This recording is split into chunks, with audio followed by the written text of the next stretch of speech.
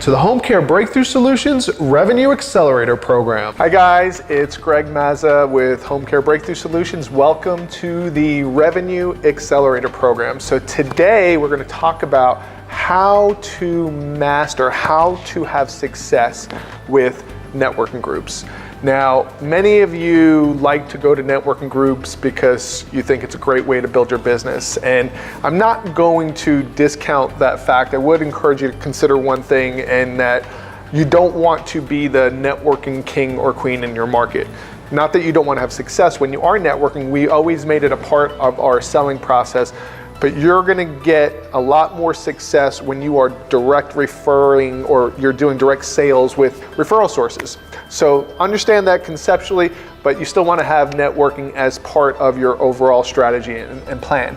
So with that being said, how do we have success when we're out networking, right? When you're out talking to people, you don't want to just go there and mingle, and we're not there to make friends, we're there to grow our business. Would you agree?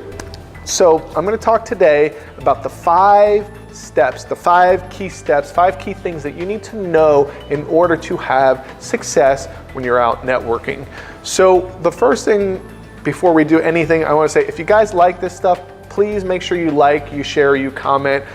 This way I know that the content that I'm putting out, what you like and what you don't like. Second thing is that if you stay till the end, I am going to give you guys a gift. It's a guide that I put together. It's our Rapid Referral Accelerator Guide. So for those of you that are looking to get consistency in your referrals, in your home care business, stay to the end. I'll tell you how to get a copy of it. It's a great read, great content. I'm giving it to you guys for free, okay? So let's talk about the 5 things. The first thing you want to do before you even do anything is decide, what are the networking groups that we're going to attend? We're not going to go to every networking group. Please don't be that person, but you want to be strategic about how you do it.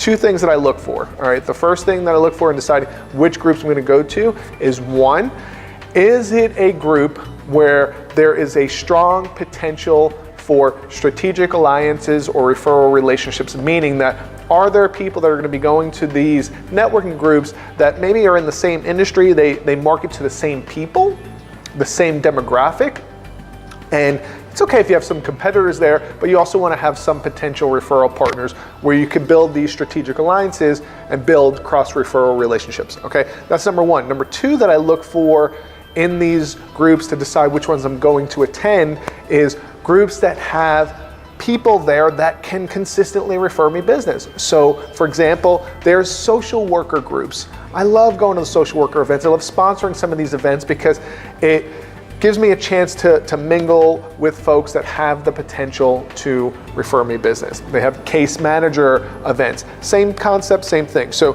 that's number 1. Let me first decide before I do anything.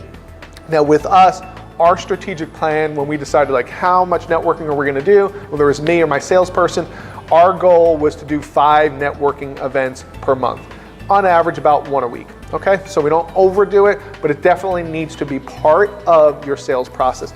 The second thing is, once we get to these events, we want to just kind of look to see, because normally they'll do introductions and maybe they don't. You'll see name tags. You'll start to get a feel for who the people are that are there. And what we want to do is we want to identify the folks that have the highest potential to refer us business. Or to be the highest potential for a strategic relationship. So ultimately what I'll do is I'll pick out maybe 2, 3 people that I want to get to know better. All right, and those are the 3 people that I'm going to make a point to. I'm going to go talk to them, I'm going to go talk to them, I'm going to go talk to them. All right, normally with these meetings, they might have a presenter, so you get a little bit of time to mingle at the beginning and a little bit of time at the end. So you really want to identify these folks, get there a little bit early and see, who do I want to make sure I spend time with today in some capacity. Make it productive, guys. All right, now you've got the person. What do you do next? I will tell you this is something that I learned about networking a long time ago, is there's so many people that they go to a networking group and they're like, hi, I'm Greg with XYZ Home Care Company. Here's my business card. Please don't do that. Don't be that guy. Don't be that gal. When you go to networking groups, the best way to approach these groups is to look to see how you can help first. Because if you are the person that is offering to help first, I promise you, just human nature. When someone is offering something, when someone is being kind to you, it's human nature to want to reciprocate in some way. So instead of being the guy that says, hey, I'm gonna go and I gotta tell them about my business, that's productive. It's counterproductive. You wanna be the opposite. You want to go there and say, how can I help first? So you've identified the 2 to 3 folks that you're gonna talk to. The next thing you wanna do is you wanna approach them and say, hey, I'm Greg Mazza.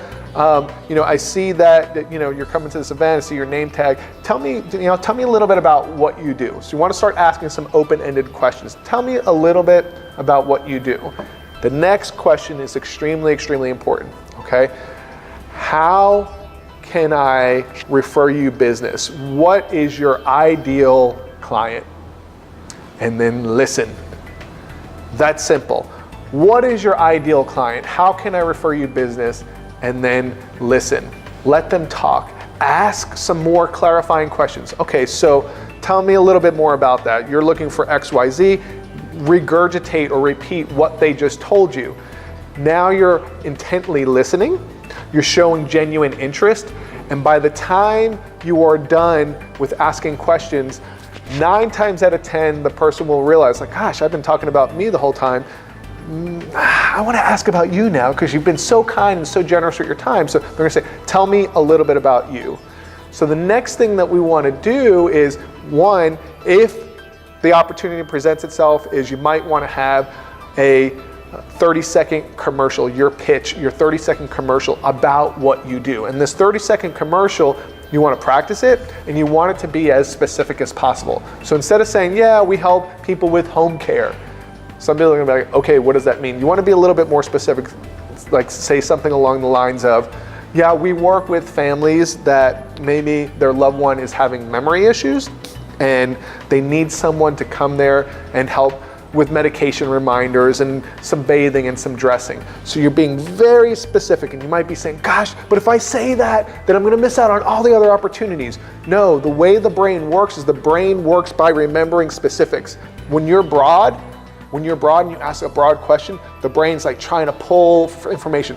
Home care, I just don't know exactly. But when you're specific and you say, we work with families that, let's say their loved one has memory issues and they're having trouble with remembering to take medications and can't get to their appointments. You're being more specific. Then the brain's like, oh, you know what? I remember Josie from my neighbor, she was talking about her mom who also had memory issues. So the brain can remember specific, it can't remember as easily general. All right, the last thing that you want to do is you just do a quick commercial. You make it less about you because you're going to have time to talk more about you in the future. Step number 5 is to suggest a meeting, if it makes sense to do so. So if this is someone that you can have a strong referral relationship with, the next thing would be to say, hey, you know what? Thank you so much. I feel like I have a good understanding of your business.